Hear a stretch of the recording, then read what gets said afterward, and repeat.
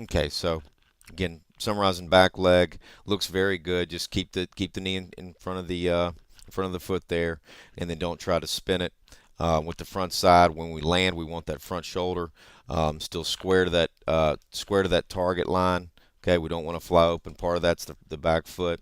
Okay, and also on the front side, we might want to, in accordance or working with that back leg drive, maybe get a little bit bigger on our stride to make sure that knee stabilizes behind the front foot. Okay, but just minor stuff. Basically, really just straight line with the back leg. Really, a little less turn with the back leg. That's really it. Let's take a look at the arm action. Okay, when Kole comes out, he gets very extended and high. Okay, right there.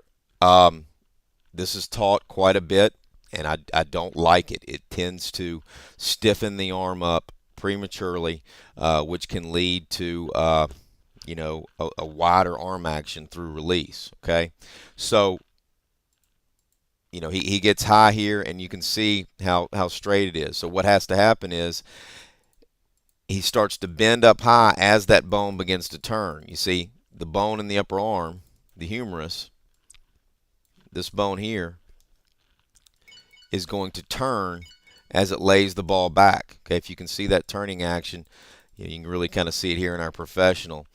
As that ball lays back, it's turning. Well, our professional gets bent, much sooner. He gets bent as he's bringing it up. Okay, and so as he's turning the bone, he doesn't have to work so much to get it bent, and therefore he's generally going to have a much more flexed or bent position here. You can see Kole's position, is wider, especially at this point. You can see how much wider the angle is, okay? Generally speaking, the wider angle is going to place more torques on the elbow and the shoulder as it comes around, okay? So we need to get away from teaching this reach back here, because the bone, that's not where the ball is back. At some point in time, that bone is going to turn and the elbow's got to get bent. Okay, you can see Kole's getting his elbow bent here. It's just not as bent as this. Okay, so this is the back position. This is when the ball is back. This is the catapult position where the bone is turned, the elbow is bent. Okay, bent at that point. So trying to get really straight back here doesn't do us any good. Okay, because the bone at some point has to get bent. Okay, the reason pitchers do, or most pitchers do, kind of reach back or at least get extended early in their throwing motion is it gives the legs a little bit more time to kind of get going. Okay, it kind of works a little bit more rhythmic with the rest of the body.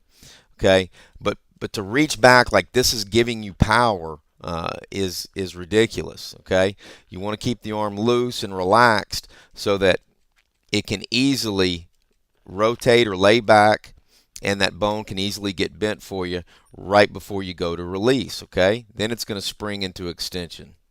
The throwing arm does right before release.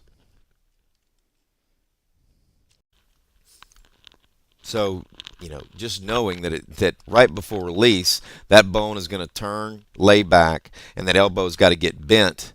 Okay, should kind of let you know that doing this only makes that a little more difficult. Okay, there have been pitchers that have done that, but if you look throughout history, the ones that last, your best pitchers, tend to have a nice loose motion, and they tend to get bent at the elbow before the bone begins to rotate or lay back. Okay, as you look at Kole come forward here, you can see his elbow is rushed out in front. You can really see it in this frame. Okay, the reason that is because and this is fairly common in youth throwers. They don't, the ball doesn't lag back as well, and we tend to see this arm rush forward a bit. You can see how much wider it is here, right before release as opposed to this. And this is going to put a little more stress on that elbow and more stress on the shoulder. I mean, I hope you can see that wide angle there.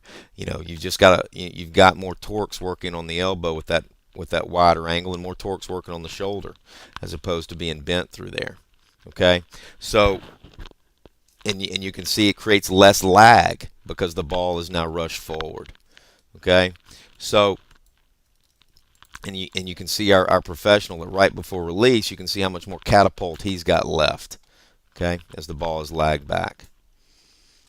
Okay, so that's what we want. We want to drive towards the target, let this arm get, if we're looking at the perfect arm action, we want that arm to get bent, and then we want that bone to be nice and loose and relaxed and lay back for us.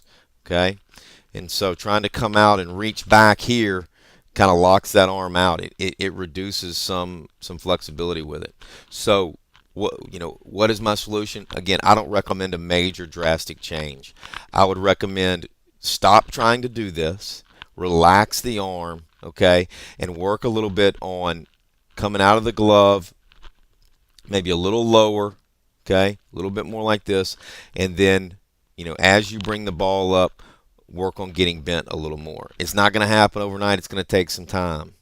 But just getting away from this and really kind of loosening up the arm in the beginning is the way to go.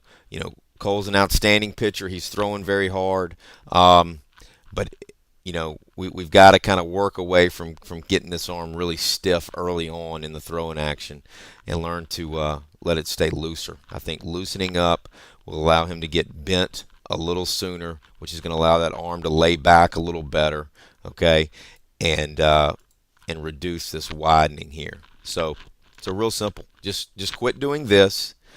Loosen up the arm.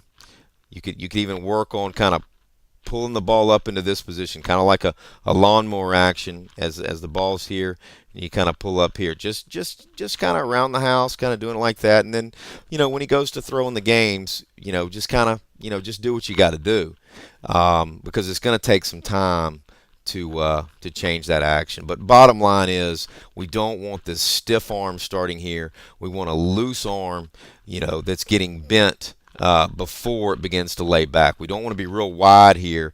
See how the bone's turning with Kole? The bone's already turning and laying back, and he's still got this very wide arm. So we don't have enough time to get back to a nice, good bent position, as we lay back into this catapult position. Okay, so just loosen up the arm. Okay, learn to kind of get bent before you get the ball so high. Get bent before you get the ball so high. That's a simple way to put it.